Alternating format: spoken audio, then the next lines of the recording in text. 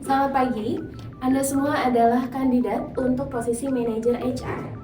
Saya telah membawa berkas yang perlu Anda pelajari dan tentukan prioritasnya, serta perlu untuk membuat catatan kecil untuk nanti Anda presentasikan ke depan selama 5 menit.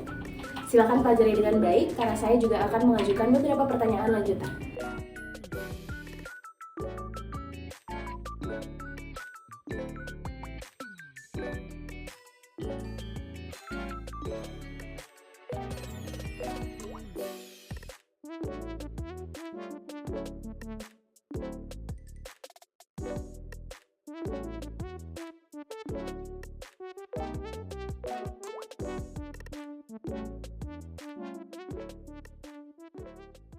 Berikut adalah pemaparan jawaban asesi mengenai prioritas dokumen yang telah diberikan. Mulai dari hal yang bisa saya kontrol, yaitu meninjau CV manajer produksi dan laporan absensi.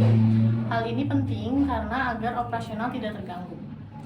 Oke, untuk turnover, saya pikir solusinya adalah dengan mempercepat proses rekrutmen kepada tim. Konflik antara Andi dan Rina, mungkin saya perlu tegur secara formal agar mereka kembali disiplin. Soal anggaran, saya akan potong sesi pelatihan agar menyesuaikan budget. Menurut saya, prioritas utama adalah turnover, karena itu langsung berdampak pada stabilitas produksi. Saya akan menganalisa penyebabnya, terutama kondisi kerja di shift malam yang terlihat menurun produktivitasnya.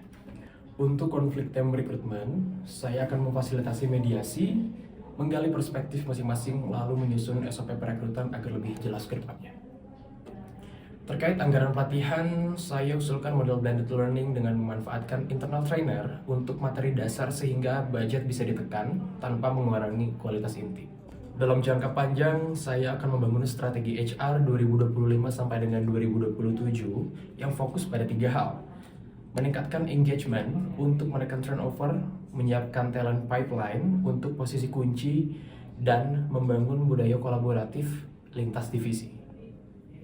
Turnover 18% ini masalah besar menurut saya. Saya bakalan langsung targetkan tim untuk nambah 30 orang. Dan itu tidak ada masalah sedikit pun. Titik. Konflik Andi dan Rina tidak seharusnya jadi masalah. Kalau misalnya emang gak bisa bekerja sama, ya salah satu dipindahkan sih ke tim yang lain. Soal budget training, saya bakalan tetap fight sih di angka 150 juta. Kalau misalkan finance tidak setuju, ya saya bakalan escalate ke direktur.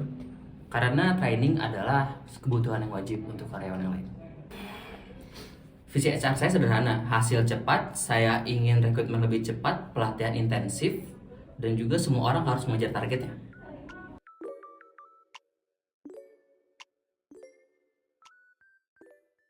Kalau Anda hanya berfokus pada administrasi, bagaimana turnover bisa ditekan secara berkelanjutan? Ya paling dengan mempercepat rekrutmen aja, Bu. Bagaimana cara Anda untuk meyakinkan finance jika tetap ada gap pada anggaran? Saya akan menurunkan cost benefit analysis, misalnya turnover, yang turun 5% bisa lebih hemat dari 200 juta per tahun. Itu lebih besar dari investasi pelatihan. Jika tim merasa ditekan, apakah target rekrutmen dirasa realistis? Kalau mereka nggak sanggup, berarti bukan tim yang tepat.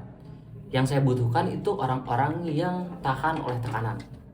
Baik, terima kasih atas presentasi dan jawabannya. Simulasi telah selesai dan kami akan menilai kompetensi yang Anda miliki berdasarkan dinamika yang Anda tunjukkan.